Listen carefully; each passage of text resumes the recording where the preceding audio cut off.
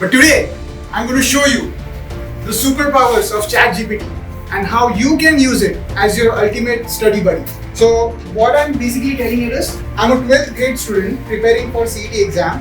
What are the most commonly asked topics and corresponding subtopics and concepts for physics? We're trying to create a customized learning path. So we know the important topics. Now let's see if we can create a learning path for us. Take a demo of how you're going to use ChatGPT to revise that chapter alcohols, phenols and ethers for our combo test. If you are more interested in real life applications, you can ask it to tell you what you're studying, uska real life application kya hai. So you're more engaged, you're more motivated to study it. Hey, uska answer was there. As an AI language model, I don't have feelings.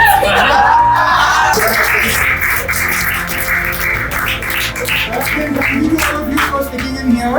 It went a little longer, but I hope you all got some value out of it.